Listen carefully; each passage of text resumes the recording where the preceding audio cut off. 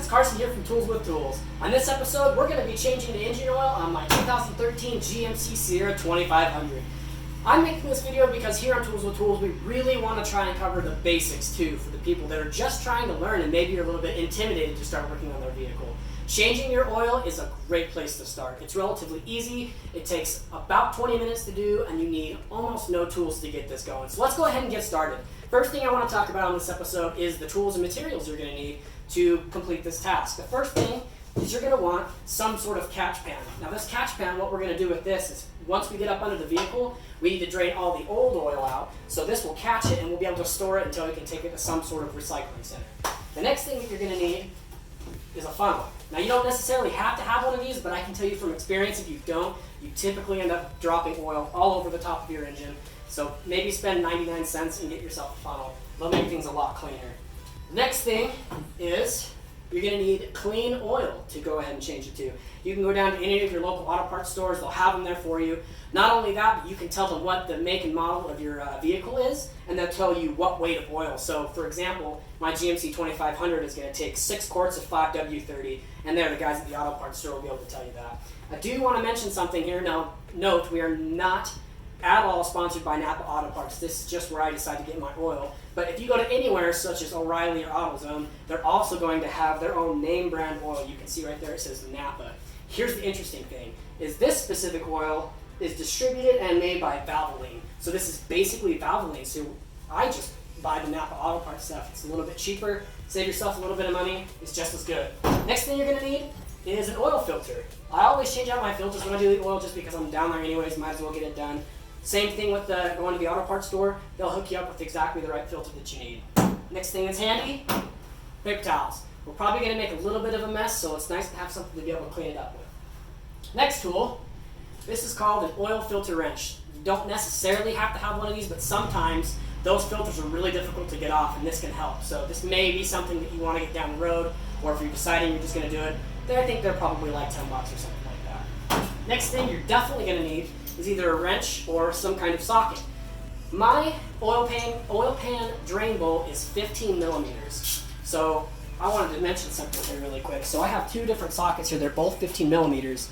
I don't know if you can tell, but this is what's called a 12-point socket, and this is a 6-point socket. I always prefer to use 6-point sockets in applications like this because they just spread the surface area over the bolt much better. I have stripped a few oil pan bolts with using a 12-point socket, so I always try to use a 6-point. All right, next thing, last but not least, so I'm a relatively small person and I'm working on my truck. So I can actually crawl underneath my truck and complete this task without having to jack it up off the ground. But not everybody has trucks like that. So if you own like a car or an SUV, something where it's much lower to the ground, you're most likely going to need a jack and some jack stands to lift up the front of the vehicle so that you'll have enough room to actually scoot up underneath it. They also sell ramps where you can drive the front wheels up onto it. That's also a really good idea too. So now that we know what supplies and tools you need, let's go ahead and get started on this oil change. Alright guys, so we're up and under the vehicle and I just wanted to show you what these things look like. So this bolt right here, that is my engine oil pan bolt, and this larger piece, you can see, this is my oil pan. So this is where all that oil is kept. So to drain that oil out, what we're gonna do is we're actually gonna take this bolt out and all the oil will spill out into the catch pan. Now since we're back under here, this is where my oil filter is at also. So this will turn off, lefty-loosey, righty-tighty. Typically I'll do that after I've drained all the oil. There is some oil in this filter, so step 1, what I like to do is I like to drain the oil out of the pan. I'll let it sit for 15 minutes or so to make sure that I get it all out, and then I'll take the filter out. It is worth mentioning that it is recommended that you try to warm up your vehicle maybe 5 minutes before you do this, and what that does is it gets that oil a little bit warmer and the viscosity, so it comes out of the pan easier, whereas if you just do it with a cold engine, the oil is going to be very viscous and it's not going to drain as well. So, but on the flip side, you don't want to do it after you've been driving all day because then it'll come out really hot. So you want like a nice in between. So I'm going to go ahead and get this oil pan drain bolt loose, and we'll go ahead and drain all the oil out. Using the appropriate size socket or wrench, loosen the oil drain pan bolt. So now, since it's loose, what I'm going to do is I'm going to climb out from underneath it, and then what I can do is I can back out this, back this oil drain pan bolt out. All right, so I've got my drain pan under here.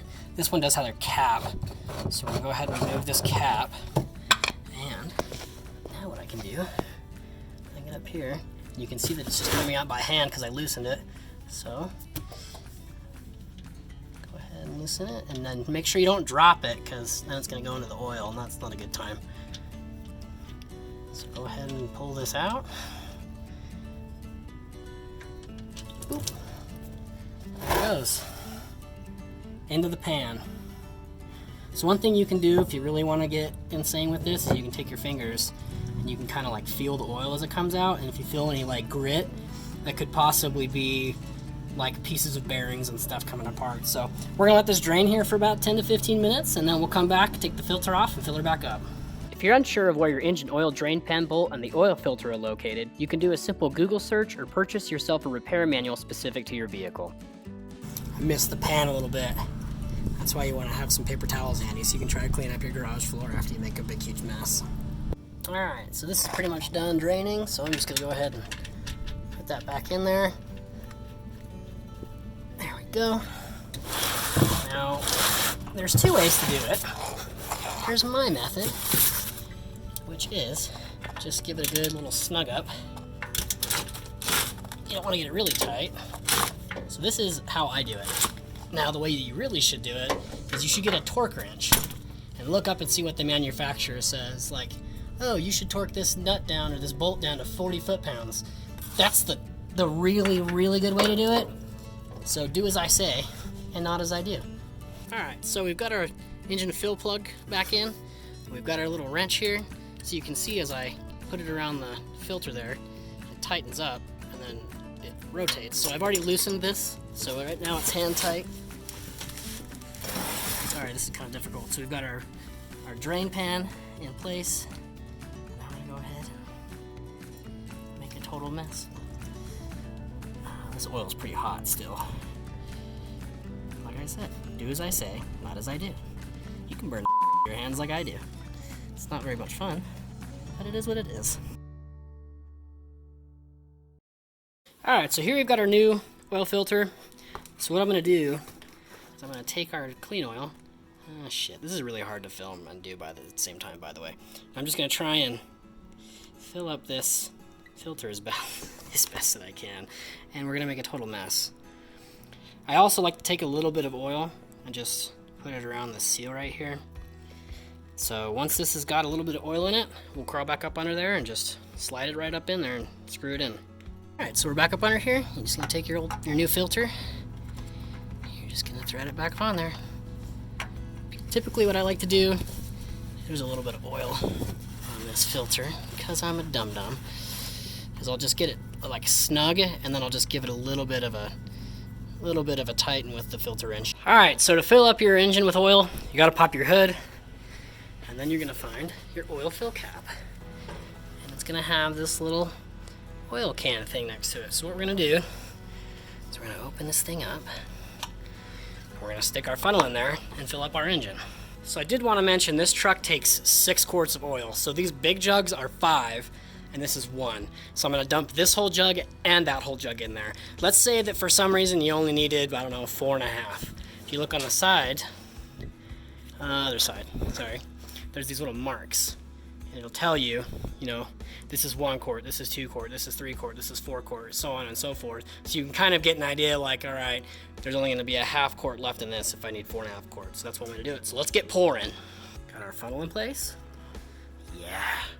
Let's pour that sweet motor honey in there. Look at that. Nice. Put our cap back on. So a lot of these newer vehicles have this change engine oil soon message that'll come up every once in a while.